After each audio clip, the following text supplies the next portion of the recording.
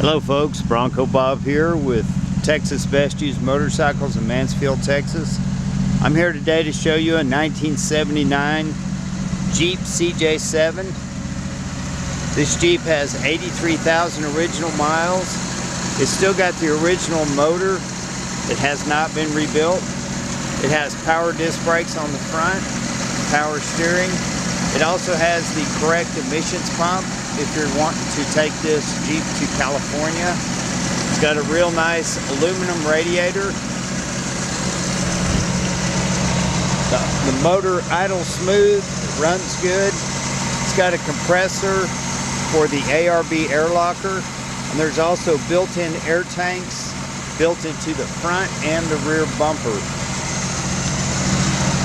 And this does have AC, and it's been retrofitted to R134A. I'm going to go ahead and turn the engine off.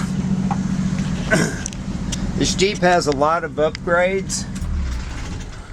It's got a roll cage inside, you can see. It goes all the way to the back. So when you take the top off, they call that a family cage. It's got a dome light. It's got a little pop-up sunroof. It's got best top vinyl seats that are all weather seats. The floorboards have been coated with rhino liner. It has a granny low 4-speed. It's the np-435, what they call a compact low.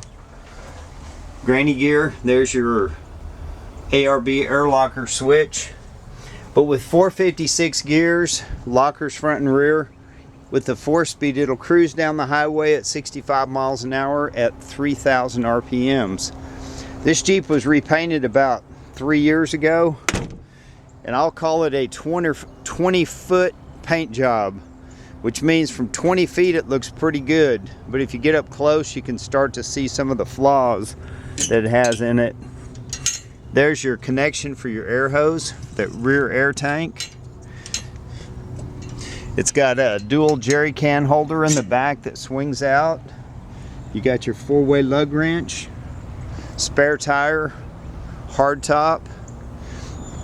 It also has an oversized fuel tank in the rear. I don't know how many gallons it is, but it's a lot bigger than your standard fuel tank. This Jeep came from Arizona, and you can see here barely in the window, he's a member of the Gold Prospectors. They used it to work all those old rocky roads, looking for old mining roads, stuff like that. But it's a nice enough Jeep where you're not ashamed to drive it. Your wife's not ashamed to ride in it. But it's also capable because it's locked front and rear. It has a shackle reversal system, and that's part of the reason it drives so well when you go down the highway. Usually the shackles are in the front. It also has Wrangler springs with a spring over axle lift. You can see the springs are on top, and that makes it ride really, really good. It's also got the steering correction on the front so that it steers good. The transfer case is a Dana 300. The carburetor is a 2-barrel, so it's got a little extra punch when you give it the gas. It's got some halo lights that I haven't figured out how to make them work yet. They probably just need to be, maybe they got a bad wire or something. I'm gonna close this hood, let you see it. You can see the metallic in the paint, but it does have some chips here, little dent there. It's got a little scrape here. I mean, overall, it's a good looking Jeep. But like I say, when you're standing back 20 feet, it looks really good. When you get up close, again, you can see the flaws in the paint. The air conditioning does blow cold.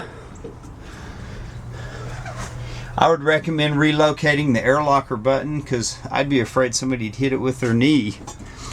Inside the glove box is the original 1979 Jeep owner's manual, which that's kind of cool that it's still there. But this Jeep came from Arizona, so it doesn't have any rust. It's a very solid body, very solid frame.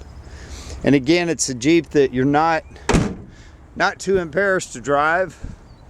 It can be driven daily, but you take it off-road, it's very capable. You got the extra fuel capacity of the large tank, plus the 2 additional 5-gallon jerry cans But there you have it. If you got any questions, give us a call. There's another ding right there. I mean, it is a 79 Jeep, so it's certainly not perfect, but it's a pretty good Jeep overall. It hasn't really been abused off-road. It's been taken off-road, but mostly the gravel rock roads in Arizona. So it really hasn't seen any rust or moisture. I keep it inside here in Texas. Oh, it does have a tow bar that comes with it. It's not shown in the pictures, but you put the pins right here. And it has a place for a receiver where you can put a detachable winch, basically a receiver winch. The winch, I don't have a winch for it, so the winch doesn't come with it. But again, if you got any questions, give me a call. The tires are in really good shape. These tires are 32 1150 15s mounted on 10-inch slotted wheels. But the four-wheel drive works good. It all works good. It does what it's supposed to do. But thanks for looking. Thanks for your time. This is Bronco Bob wishing you happy trails.